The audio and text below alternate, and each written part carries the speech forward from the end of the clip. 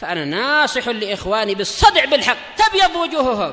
السكوت في مسألة الحزبية يضرها، فاصدع بما تؤمر وأعرض عن المشركين. سلامي على دماج ورجالها والشيخ يحيى ودار العلم يا سعد بانيها. بسم الله الرحمن الرحيم. الحمد لله حمدا كثيرا طيبا مباركا فيه كما يحب ربنا ويرضى. أشهد أن لا إله إلا الله وحده لا شريك له وأشهد أن محمدا عبده ورسوله صلى الله عليه وعلى آله وأصحابه ومن تبعهم بإحسان إلى يوم الدين. Ikhwanil kiram rahimani wa rahimakumullah. Pertemuan yang lalu kita sampai pada adab yang ke-28, masih berkaitan dengan hifdzur ri'ayah. Dan ditekankan pada adab ini untuk menjaga ilmunya dan merawat ilmunya dengan mengamalkannya dan mengikuti sunnah Nabi sallallahu alaihi wasallam. Dan ini perkara yang penting untuk penuntut ilmu, betul-betul yang terdepan dalam mengamalkan sunnah,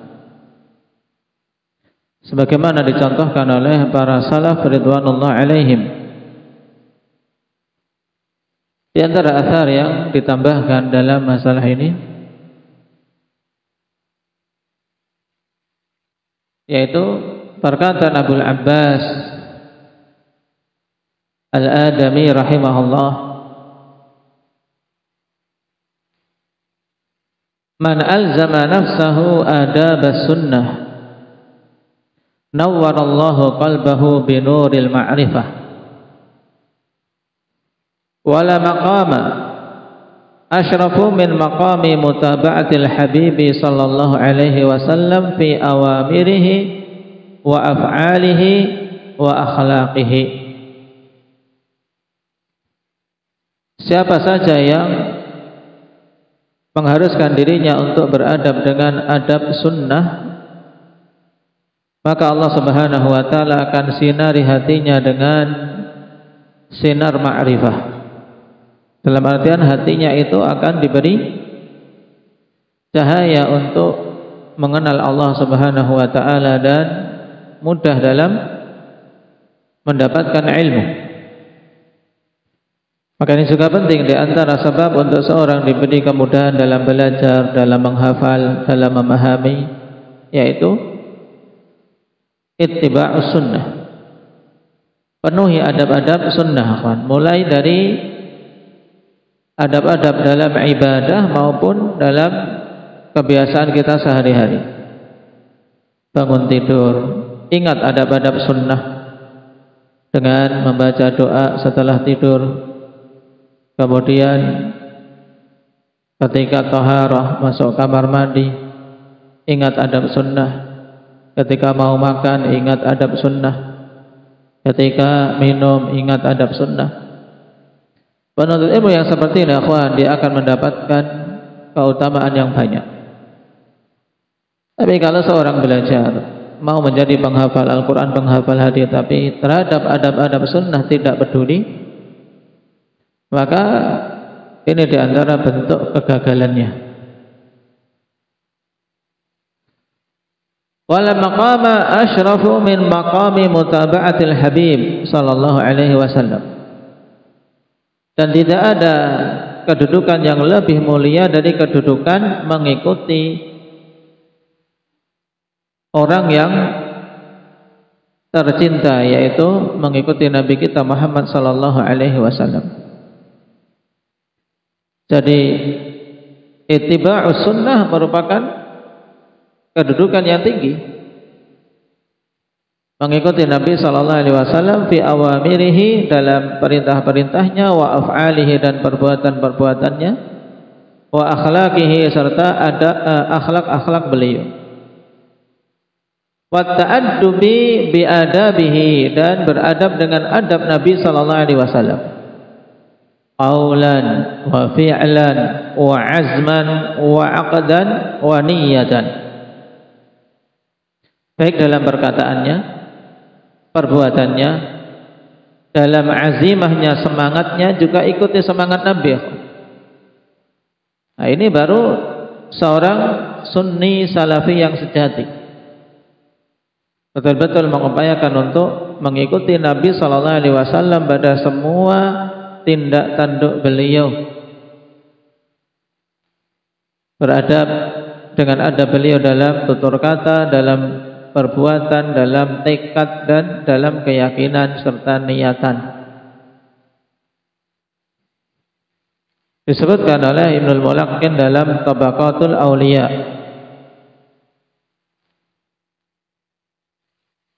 wa qala al-Imam Ahmad rahimahullah, ma katabtu haditsan illa wa amiltu bih. Ini juga contoh lain, kawan, bagaimana para ulama hadis betul-betul menjaga ilmunya dan merawatnya dengan mengamalkannya. Kata beliau, ma katabtu haditsan illa wa amiltu bih. Tidaklah aku menulis satu hadis pun kecuali aku mengamalkannya. Hatta marra bi anna an-nabiy sallallahu alaihi wasallam ihtajama wa aqta Aba Taibah dinaran fa ataitul hajjama dinaran hina ihtajamtu. Sampai-sampai aku melewati suatu hadis bahwasanya Nabi sallallahu alaihi wasallam berbekam dan memberikan kepada Abu Taibah 1 dinar. Nabi dibekam oleh Abu Taibah. Setelah dibekam, Nabi memberi Abu Taibah ini 1 dinar. Bayaran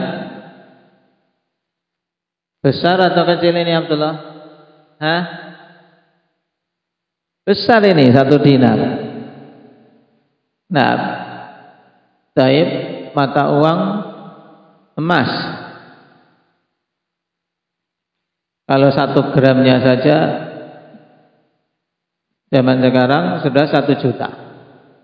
Nah, ini 1 dinar, nah sekitar 12 gram atau berapa hitungannya itu? 12 juta. Mekam sekali.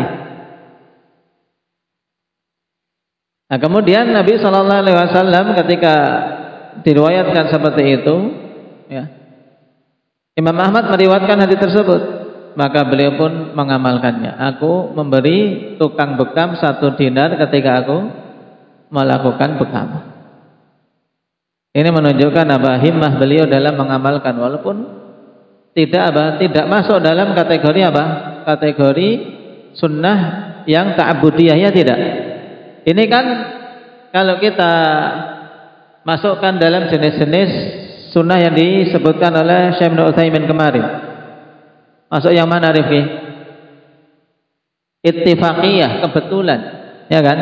Nabi dibekam, kemudian memberikan kepada tukang bekam sesuatu sebagai bentuk syukur, karena Nabi sallallahu alaihi wasallam ketika ada orang berbuat baik senantiasa membalasnya.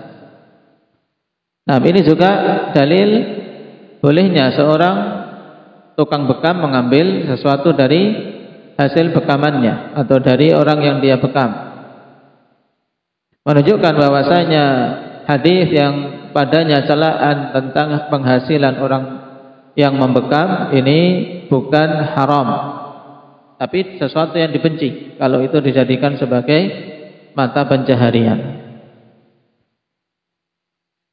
Nah, kebetulan Nabi memberi 1 dinar. Bukan berarti kemudian kalau mau mengamalkan sunnah memberi tukang bekam 1 dinar ini, nah, tidak demikian. Kenapa? Karena ini masuk kategori yang kemarin disebutkan oleh Syekh Ibnu Utsaimin, yaitu sunnah ittifaqiyah. Nah, dan pembagian kemarin bagus diingat-ingat. Ada ta'abbudiyah, ada ittifaqiyah, ada Ada, kemudian apa? Satunya? Hah? Apa Badri? At-tasyahi. Maaf.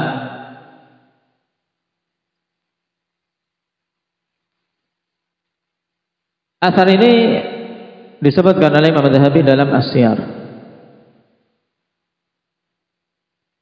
Contoh yang lain dari pengamalan para salaf. Qala Abdurrahman ibn Mahdi rahimahullah, sami'tu Sufyan yaqul ma balaghani an Rasulillah sallallahu alaihi wasallam haditsun qattu illa amiltu bihi walau marrah. Kata Abdurrahman ibn Mahdi, aku mendengar Sufyan rahimahullah ta'ala mengatakan, tidaklah sampai kepadaku dari Rasulullah sallallahu alaihi wasallam satu hadis pun kecuali aku mengamalkannya walaupun sekali. Amalkan walaupun sekali, karena pada beberapa hadis akhwan memang tidak dituntut untuk berkesinambungan. Baik. Tapi di sana ada hal-hal yang dituntut juga untuk kita terus-menerus melakukannya berkesinambungan, seperti menjaga sholat witir, menjaga sholat-sholat rawatib. Kalau yang seperti ini ya jangan sekali tok, tapi berkesinambungan. Misalnya di antara hal yang mungkin cukup sekali karena berat, misalnya seperti dalam sholat malam. Nabi sallallahu alaihi wasallam pernah dalam sholat malam pada satu rakaat membaca Al-Baqarah, kemudian An-Nisa, kemudian Ali Imran. Seorang ingin mengamalkannya, walaupun sekali, amalkan. Baik. Ini contoh. Qala wa dzakara Ibnu Abdi Rabbi fil Aqdil Farid annahu qila lil muhallab bima adrakta ma adrakta, qala bil ilmi. Qila lahu ghairuka qad alima aktsara mimma alimta wa lam yudrik ma adrakta, qala dzalika ilmun humila wa hadza ilmun ustu'mila. Ini kalimat juga bagus dari perkataan muhallab. Dzalika ilmun humila wa hadza ilmun ustu'mila. Dikatakan kepada muhallab, bima adrakta ma adrakta, dengan sebab apa engkau bisa mencapai kedudukan yang engkau capai ini, mulia di sisi manusia. Qala bil ilmi, dengan ilmu dia bisa mencapai kedudukan tersebut.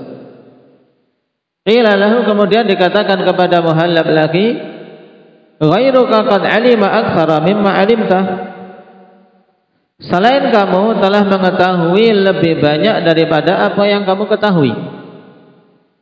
Ada ulama-ulama yang lain yang ilmunya lebih luas, tapi walam yudrik ma adrakta, dia tidak mencapai apa yang telah engkau capai.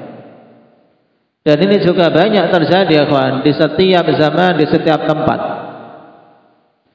Mungkin seseorang lebih berilmu, tapi ternyata di sana ada orang yang di bawahnya dari sisi ilmu lebih mulia, lebih luas dakwahnya, lebih berbarakah ilmunya, padahal ada yang lebih berilmu darinya.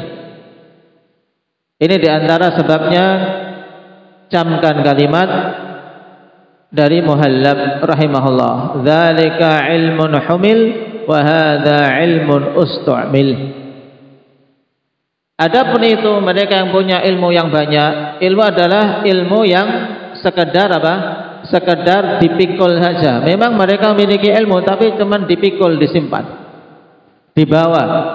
Sedangkan ini yang ada pada diriku, ilmu yang memang betul-betul diamalkan. Maka antum ma'syara talabatul ilm, jika menginginkan ilmu yang berbarakah, ilmu yang berikan kemanfaatan pada diri kita dan orang-orang di sekitar kita, maka apa? Jadikan ilmu itu ilmu yang memang betul-betul dicari untuk diamalkan.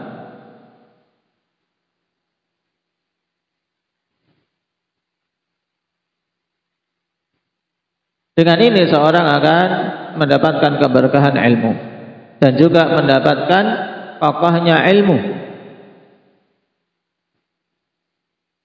Dikatakan oleh Al-Allamah Al-Manzalawi sebagaimana dalam At-Tajul Mukallal, man arada hifdza sunnati falyamal biha fa innaha tataqayyadu 'indahu wa la yansaha. Man arada hifdza sunnati falyamal biha fa innaha tataqayyadu 'indahu wa la yansaha. Siapa saja yang ingin untuk menghafal sunnah, maka amalkan. Siapa saja menginginkan untuk menghafal hadis Nabi sallallahu alaihi wasallam, maka amalkan. Karena sungguhnya sunnah tersebut akan terikat di sisinya sehingga dia tidak lupa. Nah, tapi kalau seorang telah menghafal kemudian tidak diamalkan, maka akan cepat lupa. Baik.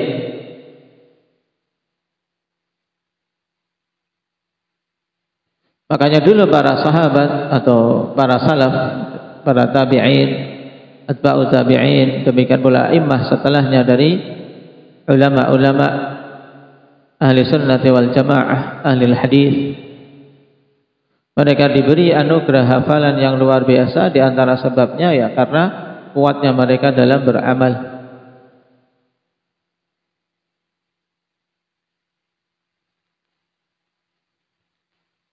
Ini beberapa asar yang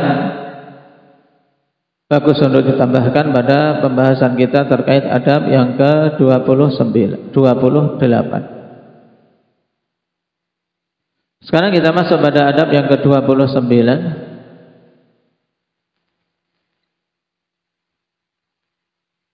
Qala Syekh Bakar Abu Zaid rahimahullahu taala, ta'ahudul mahfuzat.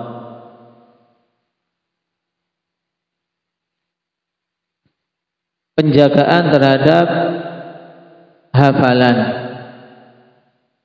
penjagaan terhadap hal-hal yang telah dihafalnya, apakah itu Al-Quran, ataukah hadis, ataukah matan-matan ilmu, atau permasalahan-permasalahan ilmiah yang telah dia dapatkan. Qala rahimahullah, ta'ahad ilmaka min waqtin ila akhar fa inna adamat ta'ahudi unwanud dhahabi lil ilmi mahma kan. Jagalah ilmumu dari waktu ke waktu. Terus dari waktu ke waktu kita harus menjaga ilmu ini. Kenapa? Karena sungguhnya tidak adanya penjagaan terhadap ilmu merupakan alamat hilangnya ilmu tersebut, bagaimanapun kuatnya ilmu itu atau bagaimanapun banyaknya ilmu itu. Akan menjadi apa? Hilang kalau tidak dijaga. Dikatakan oleh Syekh Ibnu Utsaimin dalam syarahnya, fa inna adama ta'ahudi unwanud dhahab, yakni dalilud dhahab, ya, alamat yang akan menunjukkan hilangnya ilmu. Walakin law abbara biqauli fa inna adama ta'ahudi sababun lidhahabin lil ilmi lakana aula. Akan tapi kalau seandainya beliau mengungkapkan bahwasanya tidak menjaga ilmu merupakan sebab hilangnya ilmu, tentu lebih bagus karena lebih mudah. Memang itu sebab hilangnya ilmu dengan tidak menjaganya. Liqauli Nabi sallallahu alaihi wasallam, ta'ahadu hadzal Qur'an fa walladhi nafsi bi yadihi lahu wa ashaddu tafallutan minal ibili fi uquliha. Hadits muttafaqun alaih. Nabi sallallahu alaihi wasallam mengatakan, jagalah oleh kalian Quran ini, karena sungguhnya demi jiwaku yang berada di tangannya, Al-Quran ini lebih kuat untuk apa? Untuk lepas dibandingkan unta lepas dari ikatannya. Dalam artian mudah lepasnya. Ketika lepas sulit untuk dikembalikan, seperti unta lepas. Unta lepas itu kalau sudah lepas sulit untuk ditarik lagi. Makanya pada sebagian hadis kalau mendapatkan unta yang bedal, yang lepas dari ikatannya, maka apa? Dipanah. Isna'uha kadza, yaitu dengan dipanah, membaca bismillah, panah. Karena sudah tidak bisa ditali kembali. Makanya ini dorongan untuk kita memperbanyak murajaah. Fayadullu dzalika ala anna 'adam at-ta'ahudi sababun lin-nisyan. Maka ini menunjukkan bahwasanya tidak menjaga itu sebab kelupaan. Walaisa unwanan nisyan, bukan alamat kelupaan, tapi sebab. Walaisa unwan lidzahabil ilmi, bukan pula alamat hilangnya ilmu.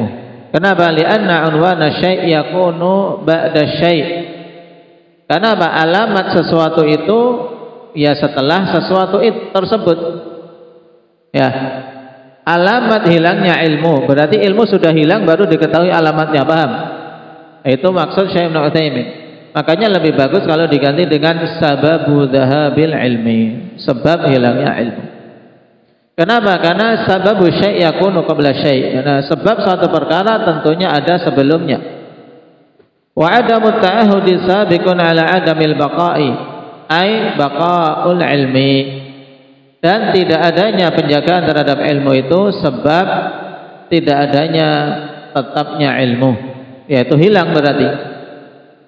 Wal khatbu fi hadza yasir, yani idza kana al ma'na mafhuman fal amru yasirun bin nisbati lil alfaz. Kemudian kemudian Syekh Ibnu Utsaimin tegaskan, ya permasalahannya mudah, cuman beliau ingin menekankan dari sisi lafaz bagusnya, ya dikatakan sababu dzahabil ilmi. Tapi kalau makna diketahui maksudnya yaitu, ya perkaranya mudah insyaallah. Baik.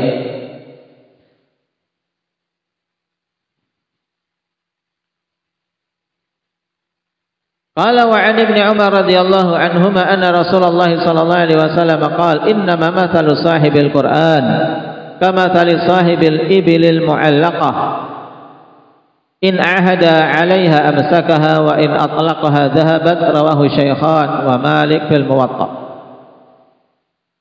Dari Abdullah bin Umar radhiyallahu anhuma bahwasanya Rasulullah sallallahu alaihi wasallam bersabda, hanyalah permisalan pengemban Al-Qur'an itu seperti pemilik unta yang sedang diikat. Nah, pengemban Al-Quran yang memiliki hafalan Al-Quran seperti orang yang juga memiliki unta yang diikat. Nah, kalau dia senantiasa menjaga unta tersebut, maka tetap dia akan akan bisa menguasainya, nggak akan lepas, karena unta itu kuat. Kalau nggak sering dicek, ya sudah lepas tiba-tiba. Wa in atlaqaha dhahabat, tapi kalau dia biarkan maka unta tersebut akan lepas. Demikian pula Al-Qur'an kita, kawan. Kalau kita tidak murajaah, tidak terasa sudah hilang. Antum ingin baca lagi, hilang. Makanya semakin banyak hafalan, semakin banyak murajaah. Orang semakin banyak hafalan itu harus semakin banyak murajaahnya, semakin perhatian dengan waktunya. Punya hafalan 10 juz beda dengan yang punya hafalan 1 juz. Nah, apalagi yang punya hafalan 30 juz, dia harus lebih-lebih lagi untuk menjaga hafalan tersebut. Qala al-mu'allaqah wa in atlaqaha dhahabat ala kulli hal ana la adri hal yajuzu aqluha. Nah,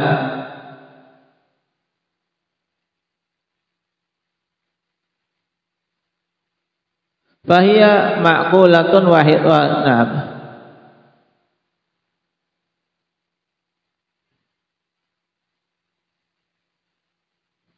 Di sini Syekh mengiskalkan tentang makna. Cuman kok lafadznya sama saja. Cetakan lain apa? Lamnya dulu. Hal yajuzu aqluha am aqluha, sama tidak?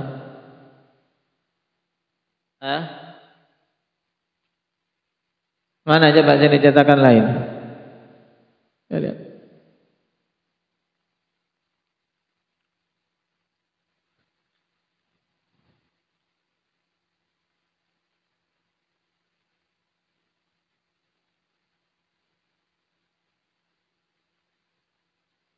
Baik, di sini lebih jelas. Nah, kata Syekh, ala kulli hal ana la adri hal yajuzu aqluha am la. Itu. Am la. Aku tidak tahu apakah boleh untuk diikat atau tidak. Fahiya ma'qulatun wadihah. Wa aqluha yurja'u ila lafdzil hadis. Baik. Kemudian pada harakat al-mu'qalah, mu'qal. Baik. Dabatnya akan dicetakan ini al-mu'qalah. Perhatikan, kita ulangi. Innama mathalu sahibil Qur'an kama mathali sahibil ibilil mu'qalah. In ahada 'alaiha amsakaha wa in atlaqaha dhahabat. Maknanya wadih. Permisalan pemilik Al-Quran, yaitu penghafal Al-Quran, seperti pemilik unta yang diikat. Jika dia menjaganya, maka dia akan mampu untuk menguasainya, dan jika dia lepas, maka akan pergi. Qala al-Hafidz Ibnu Abdul Barr rahimahullah, wa fi hadzal hadits dalilun ala anna man lam yata'ahad ilmahu dhahaba anhu ay man kana.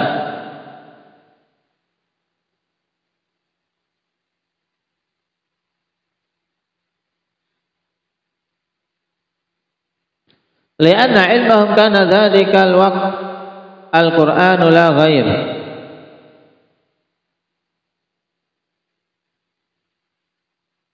Wa idza kana al-Qur'anul muyassaru lidzikri yadhhabu illam yuta'ahad fama dhannuka bi ghairihi minal ulumil ma'hudah. Ini kalimat istinbat yang sangat bagus dari Imam Ibnu Abdul Barr dalam At-Tamhid.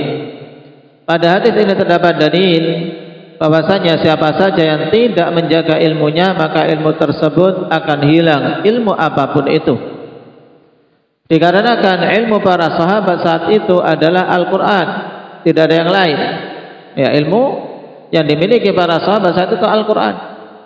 Ya, saat itu tidak perlu belajar nahwu, tidak perlu belajar sharaf, tidak perlu belajar balaghah, tidak perlu belajar usul fikih. Kenapa? Karena itu sudah secara otomatis mereka pahami. Baik. Maka apabila Al-Quran itu yang diberi kemudahan untuk diingat saja hilang apabila tidak dijaga, terus bagaimana persangkaanmu terhadap selain Al-Quran dari ilmu-ilmu yang dikenal? Padahal Al-Quran kan walaqad yassarnal Qur'ana lidzikri. Quran itu dimudahkan untuk diingat, tapi kalau tidak dimurajaah hilang, apalagi ilmu yang lain. Wa khairul ulumi ma dhubita asluhu wa tudhkira far'uh wa qada ila Allah ta'ala wa dalla ala ma yardahu. Dan sebaik-baik ilmu adalah ma dhubita asluh, yang dikuatkan dasarnya, wastudhkira far'uh, dan diingat cabang-cabangnya, wa qada ila Allah ta'ala, dan mengarahkan kepada Allah Subhanahu wa taala, wa dalla ala ma yardah, dan menunjukkan kepada apa-apa yang Allah ridhai. Faqala ba'duhum wa kullu 'izzin lam yu'akkad bi ilmin fa ila dhullin masiruh.